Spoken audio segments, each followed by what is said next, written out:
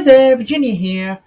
I thought as my first video I would actually give you some idea of the things that I use, and I don't use lots of them. It's quite a small amount. I'm trying to keep things simple, just make my life easy apart from anything else. So I have here obviously the medium that I use and the paints. Now I use glue because I can't get Floetrol here, and if I could get it, it's extortionate, and it just isn't worth the amount that you have to pay for it. So Cleopatra glue, the white one, I get this off of Amazon, Spain, and I think it's available in England as well. I don't know about America. And this is the Cleopatra vinyl medium. I've tried using the glue on its own, doesn't work. I've tried using the medium on its own, doesn't work. Put them together, half and half, works an absolute treat. So that's what I use. For my medium, I use 35 grams of glue, 35 grams of medium, and 35 grams of good old H2O. Well, 30 grams or 35 grams, about that. So it's basically a 70 glue mix to 30 water. And give it a good shake when you've done it. Really good shake. Leave it for 24 hours. Don't use it. That is the way of doing that. I've discovered that. Too many bubbles. So on we go to paints. Now again, living on an island, really difficult to get some paints here, but I do have a really good supplier who supplies these paints along with the Amsterdam and PBO that I get off from Amazon.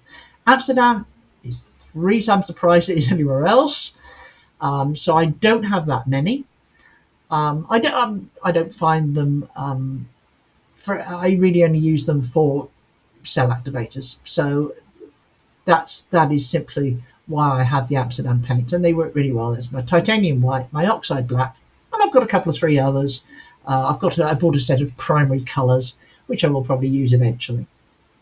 Then I have the ones I use most of are the Artix. This is a medium body paint. It is brilliant. Usually mix it 2 parts medium, 1 part paint, sometimes 3 parts medium, 1 part paint, sometimes 4. Some of them are really good. The binders are really good in them, and it holds together very, very well. And it works for any of the techniques. So I use an awful lot of those. I do also use an acrylic one, which is very much like a deco art paint, but I don't use many of them, but I do have a few metallic ones in there. So then I have my SV paint, again a professional paint. It is a little bit thinner than the acrylics. This is my trusty Hooker's Green, which I use a lot of and I love it.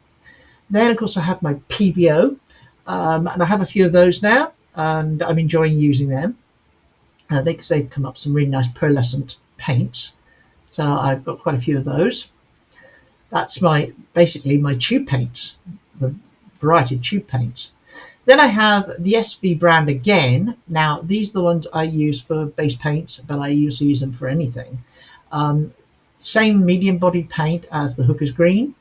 I use the white for all my base paint. And this is my wonderful magenta, which I love. And I start mixing up, and I've got a couple of different colours I've done now, which you've probably heard about. The Murple and my Pergenta, which I mix with blues or purples, and it comes up with a fabulous colour. Then we have these are La Franc Bourgeois, which I get from Amazon. I certainly know they're in Europe and England. I don't know again about America. These are a craft paint, but they are very reasonable. They're about €6.50 for 500 mils. They are great for Dutch pours. I found they're fabulous, and I use them for all my Dutch pours. They only do about 10 colours, so if you need different ones, then I use some other tube paints and what have you. But they're not so good for the blooms and swipes. You don't get so much in the way of cells, and I'm not convinced that they hold together quite as well for the thicker techniques that you use. So that's the paints that I use. Now, mixing the paint, my base paint, I mix these 3 days in advance. So I have several pots of these wandering around, and I use them in order to make sure that I know that they have been mixed 3 days in advance. Gets rid of most of the bubbles, You won't get rid of all of them, but it does get rid of a lot of them. And that is the easiest way to do it. And I do 1 part acrylic paint, then I do 1 part satin house paint. Now this satin house paint is a generic house paint, buy it from a local supplier, and it's probably just an ordinary satin house paint. I've tried an expensive brand of house paint here, the satin one, for a base paint, and it just doesn't work for me. Maybe it's just because it doesn't like the glue. I don't know. But it's 1 part acrylic, 1 part satin, 1 part vinyl medium. When I say vinyl medium, it's the glue medium mix that I use. So that's your 70-30 glue and water mix. And that is as simple as that. Now sometimes the acrylic paint is a little bit thicker, so I have to put a bit extra medium in. Sometimes it's a little bit thinner, so I put a little less medium in. I adjust it as I go along. Right, so on to my testing boards. Now my testing boards I make up, and I make loads of these. They're a piece of cardboard, or I use CDs. I cover them in foil, shiny side down, and then just stick some gesso on top. And I use tons of these, and I test everything on this before I go anywhere near a canvas. So I will test colours, composition, and it always comes out better when I do it on the testing board than it does on canvas, but such is the way of life.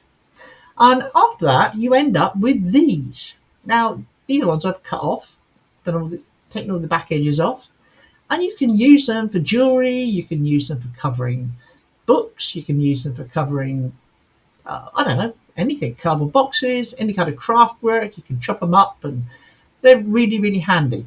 Any of the ones that are absolute rubbish, I tend to use them to test again.